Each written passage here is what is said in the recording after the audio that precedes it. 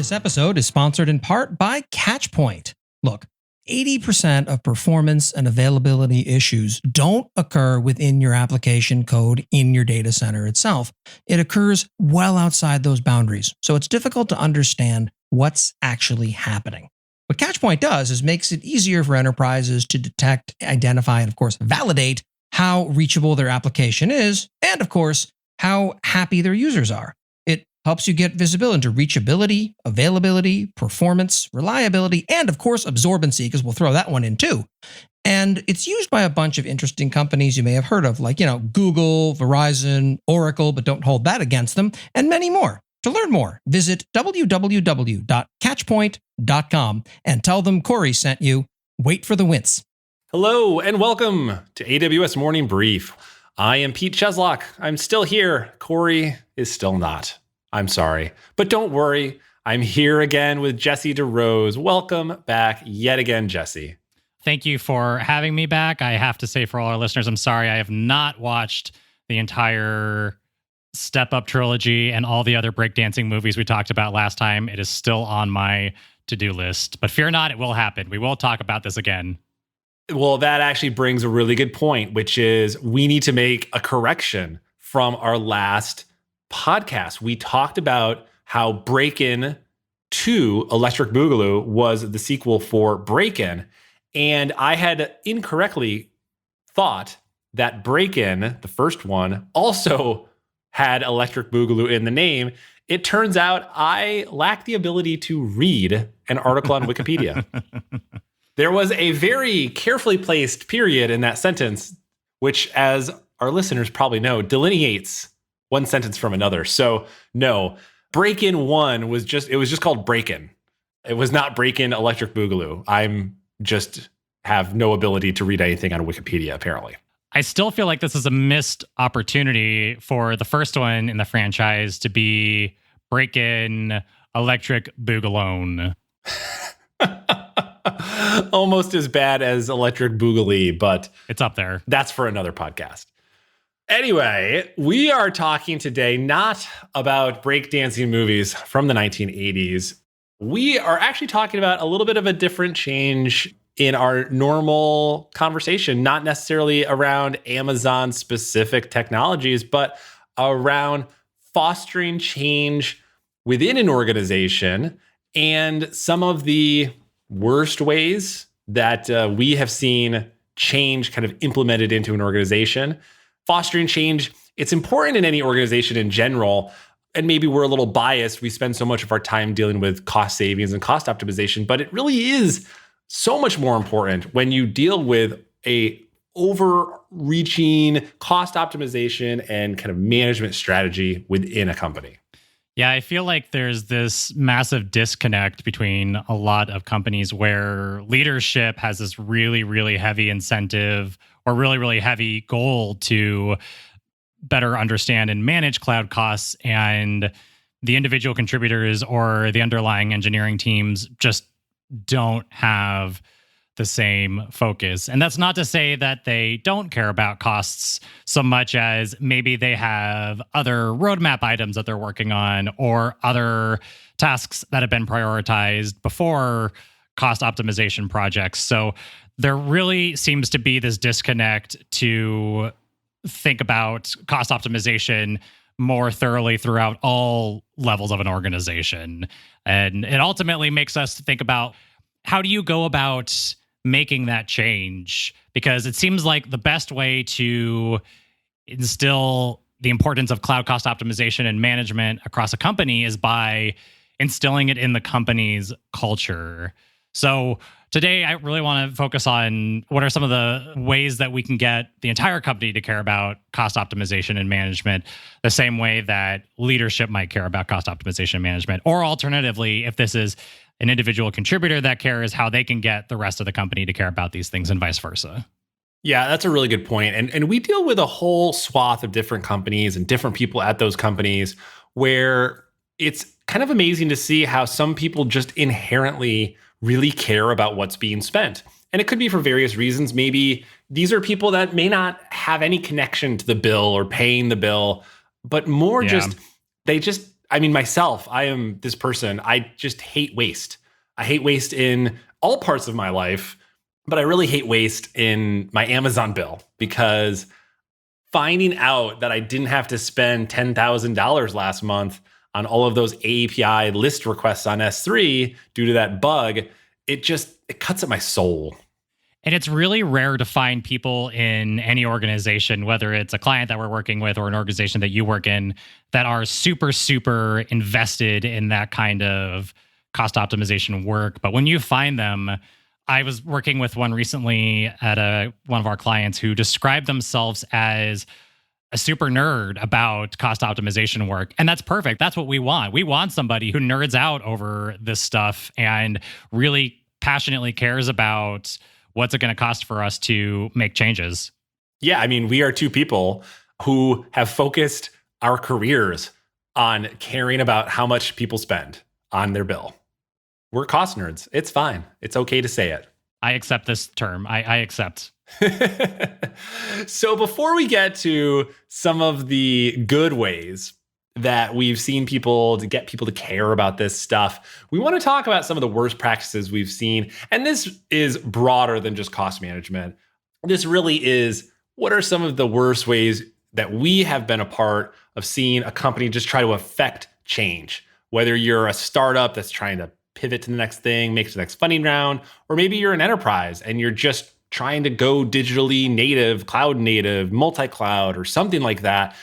The technology is not your challenge. It's not the technology is the reason why you're not going to accomplish your goal. It's always going to be the people and getting them to care about it. So what are some ways, Jesse, that you've seen that have been particularly grinding to you? Yeah, if we're going to talk about incentivizing practices, I think the big one that we need to talk about is gamifying the system, where the leadership or management sets some kind of goal to say, we want all of our IT teams' support tickets to be closed within 48 hours.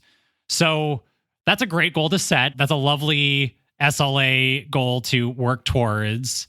But if you just set that goal blanketly for your team, they're going to gamify the system hard. They are going to end up closing tickets as soon as they send a response rather than waiting for the issue to be resolved or not. I've experienced this multiple times, and it drives me absolutely batty and doesn't solve the underlying problem, which is faster and higher quality support for the customer.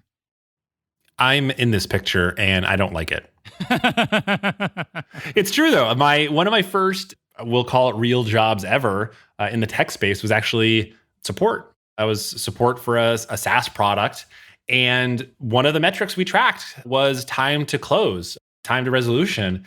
And there were no incentives on this. I just was really competitive. And I would send a response and I'd close the ticket.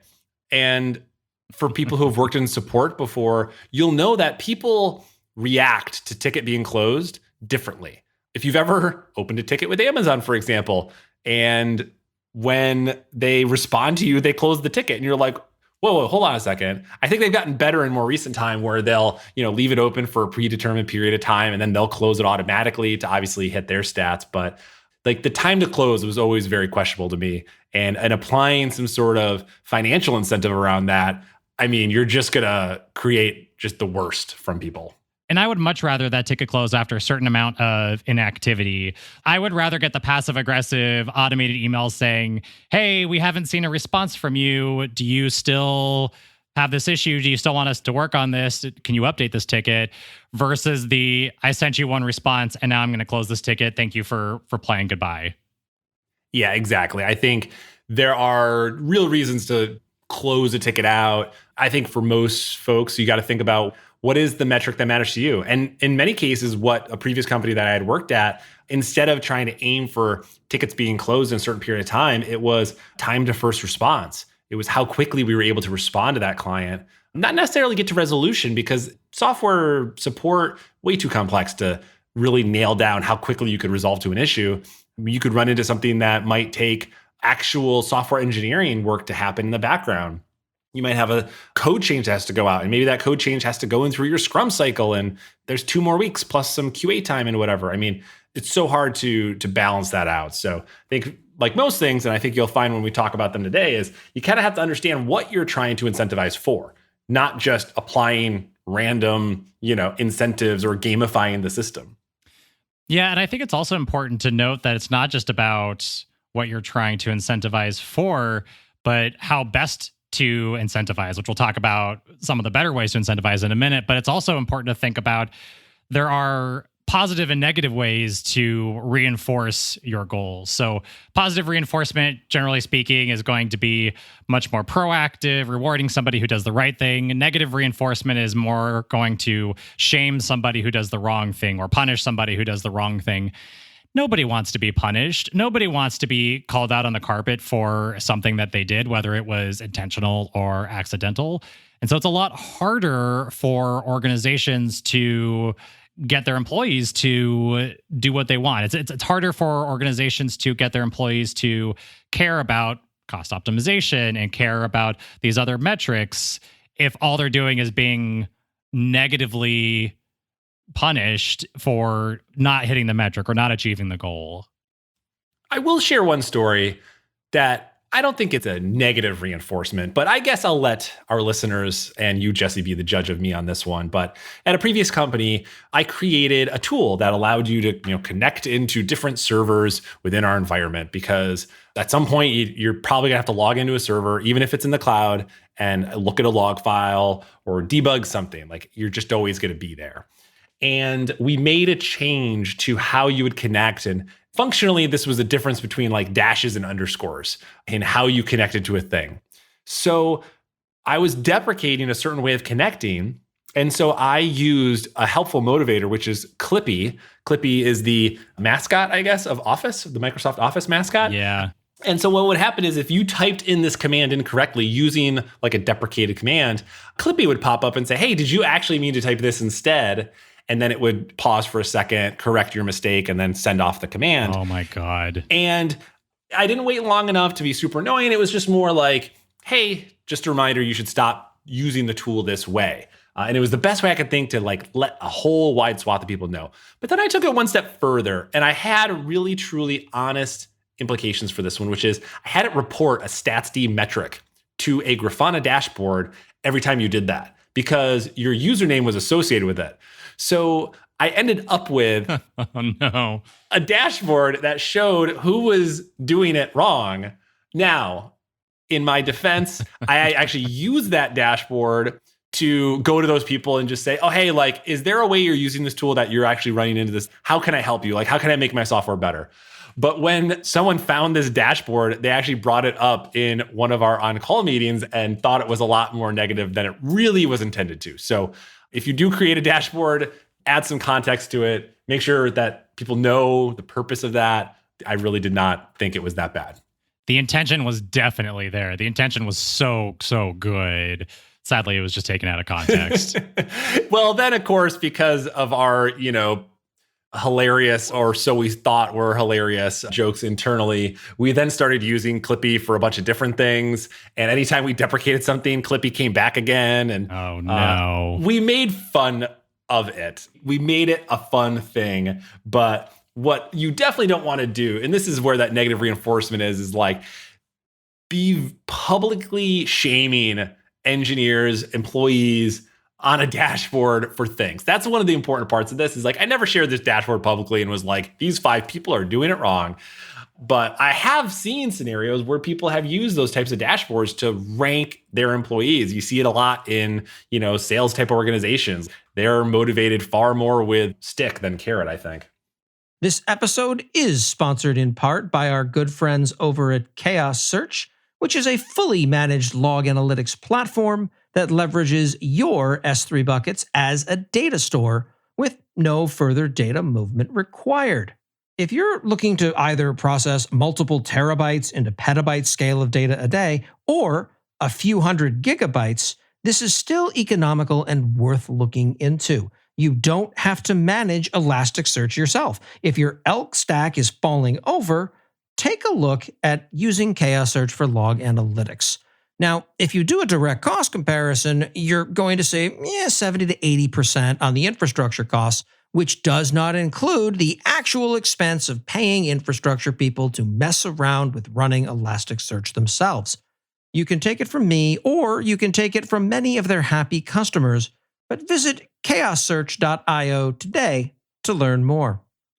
Yeah, I think that's an important thing to call out here to distinguish that ultimately your intention was good and you ultimately were trying to use this as a way to discover who might have been making these mistakes and help them versus somebody who might be publicly sharing and then shaming these people. Because if somebody in the company, whether it's leadership, whether it's a team, whoever, tries to shame others based on these kinds of like leaderboard metrics, people are just going to lean into that harder and make a joke out of it entirely about how many times can I make this mistake to get the number one spot on this leaderboard, even though it was a negative leaderboard per se. Like, you're still going to try to lean into that harder if someone's going to continue to make a joke out of it or try to make it something serious when it clearly was meant to help people rather than shame anybody.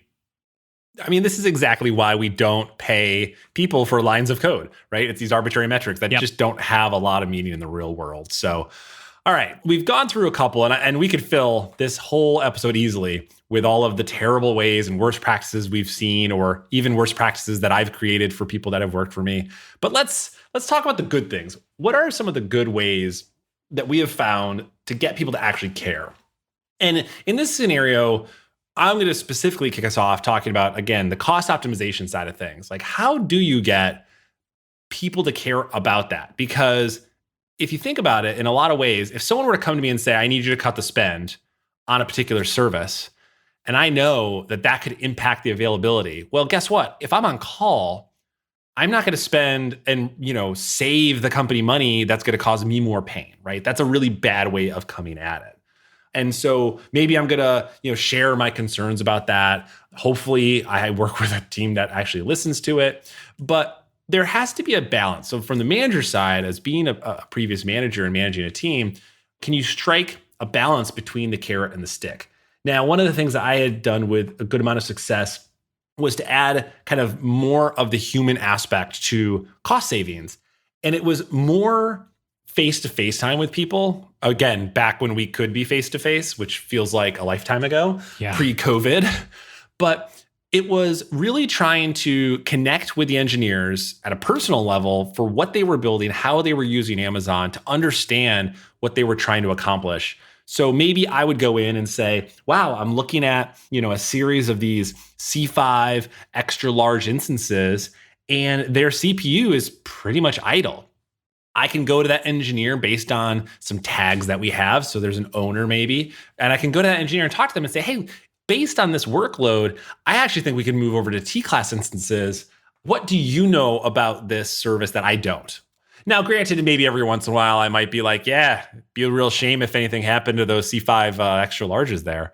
But, it was trying to be a little bit more personal and do that. And because of my love of saving money, I developed a nickname at the company called Captain Cogs.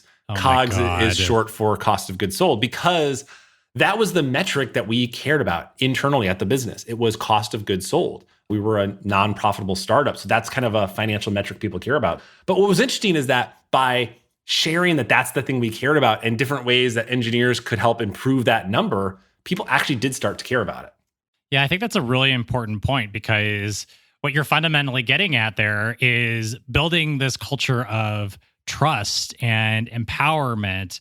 You are trusting that the person who spun up the C5 class instances knew what they were doing when they deployed them, and you're asking them to share their context, asking, hey, do you have more information, more context about this than I do? And in a lot of cases, they'll come back to you and say, oh, yeah, this was for a business requirement that we had to do X, Y, and Z, or maybe this was the only thing available or only thing powerful enough at the time, or maybe the workload was higher at the time when they deployed the C5 class instances. And so now that the workload has slowed down, they can move to something cheaper and better for the workload. But ultimately, you're trusting the other person and you're empowering them to make these decisions. And I think that's honestly what this is all about. It's honestly about sharing what needs to happen with everybody. It is bringing the work individually to the people who are actually doing the work. It is sharing those goals, sharing all that information and those details with the people who are doing the work. And it creates this culture of psychological safety to make mistakes and own up to them. It's this space where you can ask those clear questions of, hey, did you mean to spin up that i3 instance, or was that an accident? Like, do we actually need all of this storage and IO1 EBS volumes, or is there something else that we can use instead? And you're ultimately empowering them. You're empowering them to make informed decisions that are in the company's best interest. You're empowering them to participate in and shape the practices and the processes that allow them to be mindful of cost during every part of the engineering process, feature development, forecasting, architectural decisions, all of it. The important part of that too, I think, is that context about what these costs are. These are all movable levers. Like, you can cut the cost on your Amazon usage to zero. You can just turn everything off, right? Now, will your customers be happy? Probably not. But you can move these levers. These are all changeable levers. They're all going to be within the bounds of the business, within the context of what needs to be done. One of the really big success points that I had was working closer with product teams and the engineering teams to break down the cost of each individual feature. So if I had 10 features within a product and I could break them out to say, feature 1 represents 30% of our total bill. And I could work with product to then give them that insight, because honestly, the most amazing thing would happen. The product teams would say, wait a second, that's our least used feature. It almost always happened. It's like the one that cost the most was the least used. Yeah. And while I know that none of these changes are going to happen right away, by just dropping that little nugget to a product person, it will start to fester in their mind. And eventually, as that company matured, the cost of specific features started to show up in product planning sessions when they would decide to refactor or change different features and things. How much of a total spend that represented would pop up, and it was that kind of democratization of that context across the business that enabled it. It's data-driven decision making. It's giving the necessary data to all of the players involved so that they can make informed decisions about business goals and product releases and feature releases and optimization efforts, full well knowing what making those changes might ultimately cost to the company. Yeah, I think the other item that I always think about here is just getting people to care about how much their stack that they're about to deploy is going to cost is hard because of that missing context. I know there's plugins for tools like Terraform that'll tell you, you're about to provision something that's, $300 right now or $5,000 right now. Well, is that a lot of money? Like $5,000? Like, yeah, that's a ton of money. But what if that represented a fraction of a percent of your total bill, right? What if that was such a small rounding error? Or what if that represented 50% of your bill? It's the context that matters. And that's kind of what's missing for a lot of those. Even when trying to price out a brand new service, trying to cost model something out, on paper, it could look wildly expensive, but in relation to maybe your engineering efforts, right? Well, sure, this is going to cost us $10,000 a year, but we're going to be able to get back like a whole engineering resource who doesn't have to deal with the broken thing anymore, right? Those trade-offs and those decisions, they have a lot more impact when you grab that data and when you really ask those questions. Absolutely. And I think that's so critical to be able to look at all of the pros and cons of any business decision, both in terms of the actual cost of building something that AWS or your cloud provider might charge you, and then looking at the hidden costs in terms of engineering effort, in terms of other resources, whether it's a third-party resource like another monitoring or observability tool or other infrastructure resources. It's important to look at all of those resources together in order to make your decision. Well, I think we could fill plenty of additional whiteboard confessional podcasts with more of these worst of the worst and best of the best ways that you've seen on fostering change in your organization. shoot us a message on Twitter at Last Week in AWS. And we'd love to hear, what have you seen work really well? What have you seen that has not worked as well? All right, Jesse, again, thank you for joining me. Otherwise, it would just be myself talking to myself, just me, myself, and I. If it was just you talking to yourself, we would have gotten off the Breakin rant that started last week, and we would still be here talking about breakdancing movies. It'd be 30 minutes in, and I would be misquoting Wikipedia articles. I'm happy to help, well, actually, you anytime. Thanks again, Jesse. So if you have enjoyed this podcast, please go to lastweekinaws.com/review and give it a 5-star review on your podcast platform of choice. Whereas if you hated this podcast, please go to lastweekinaws.com/review and give it a 5-star rating on your podcast platform of choice, and tell us some of the worst ways that you have seen change done in an organization. Thanks again.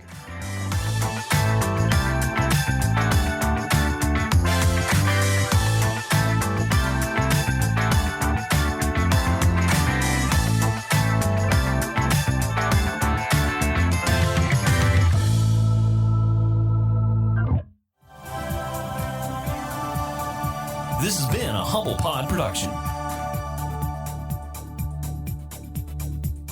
Stay humble.